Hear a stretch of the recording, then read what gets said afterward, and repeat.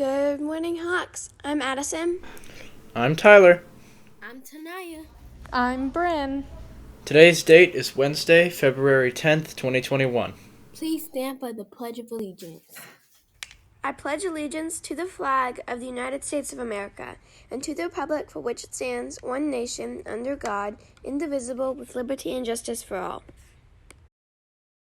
Today's lunch is 3-bean chili with a choice of mini cornbread, barbecue pulled pork sandwich, or cheddar chicken Caesar salad. For sides, there are steamed broccoli, steamed green beans, applesauce smoothie, and fresh fruit. There isn't school on Monday because it's President's Day. Today's water review is Core Water.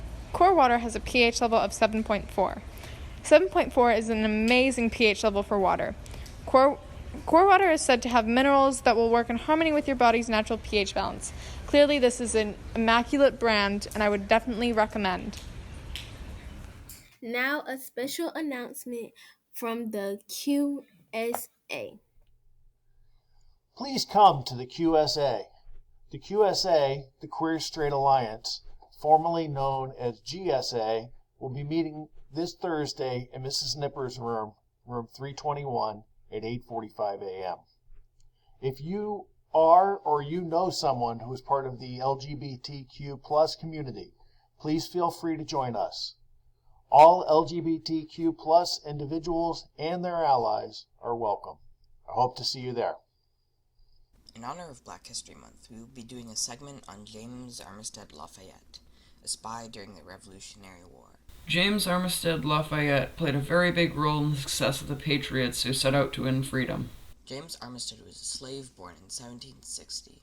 He became a spy after his master let him enlist in Marquis de Lafayette's French Allied units. He gained access to the British General Cornwallis's headquarters by playing the role of a runaway slave, and because he knew the terrain of Virginia, he was received without suspicion.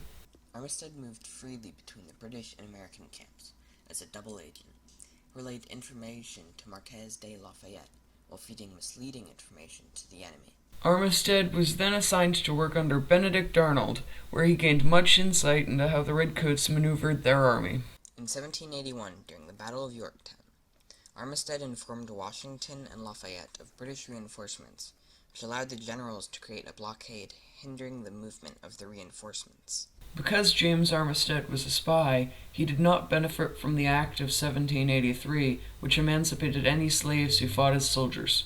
After several years of unsuccessfully petitioning Congress to free himself, Armistead received help from Marquis de Lafayette, who, upon learning that Armistead remained enslaved, wrote to Congress giving Armistead his manumission in 1787.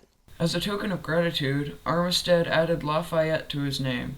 Armistead then moved to a 40-acre farm in Virginia where he'd get married, raise a family, and live out the rest of his life.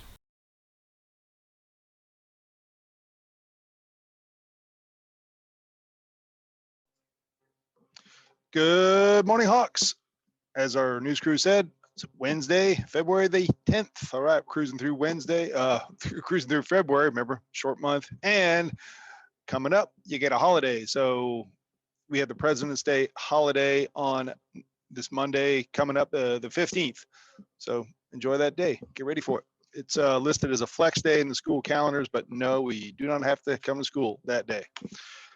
Sports action on Monday. Our basketball teams traveled to Lincoln. Girls gave a good fight, put up 36 points. Still wasn't enough to beat the Lincoln Lady Terriers. And the boys played hard again as well, but also came up short and didn't score enough baskets. Keep playing. Keep going, guys. We'll get back in the win column here soon. Wednesday is a bye, so no game on Wednesday. And let's see, the following Wednesday, we host Hawthorne back in the Unicorn Gym on Wednesday, the 17th, taking on Hawthorne Hornets at our home gym over there at Sidney Lanier. So quite a ways till we got our home game again.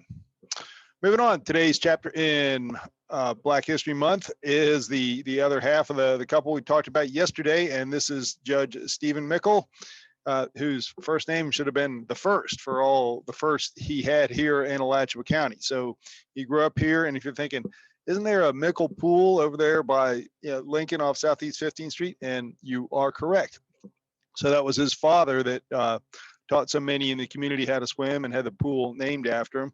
So Judge Mickel here was the very first undergraduate to graduate from the University of Florida, African-American undergraduate in 1965.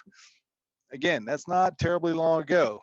And he went on to earn a master's in education, thinking, hey, maybe I'll go into teaching, as my dad was a teacher, but he decided to go down a different road and attended law school. He was not the first African-American graduate of the University of Florida College of Law. He was actually the second. So sounds like a segue into another segment here, but he was the second, but he was the very first African-American judge in Alachua County, as well as the first Black federal judge and federal chief judge in Florida's Northern District, and also helped found the Three Rivers Legal Clinic, which helps out folks that probably couldn't afford a lawyer. So Three Rivers Legal Clinic is still functioning and does a lot of good things for people. Judge Mickel, unfortunately, was in the news because he passed away on January 26th, so just a couple of weeks ago, and that's why his life was being celebrated and how I was able to find out so many things about them. I saw something else that was in the news just yesterday, this week, that it was a charter school in Utah that parents objected to the school having a Black History Month program and wanted to opt out of the history. And at first the school said, yes, you can do that. And they said, well, bad idea. So they fortunately backtracked, but still it's like, really? No, you don't get to opt out of a school curriculum, so it's not, as we said, it's not just a little, by piece. This is important. It's important to understand how we got to where we are as Americans. And as we said, why it's important to recognize these things and make sure we all fight for equality for all people all the time. So again, let's take these things to note. And if you think there's somebody else we should recognize here, by all means, let me know. Shoot me an email or just come up and tell me, hey, Mr. Gamble, how about this person? I'll say, cool. We'll research them and find out. In the meantime, let's keep on keeping on. Be kind always to everyone. Do the right thing. Work hard each and every one of your classes, all 50 minutes. Finally, give someone a compliment during the day. When you receive a compliment, look that person in the eye and say, thank you. Let's have a wonderful Wednesday, Hawks. Thank you very much.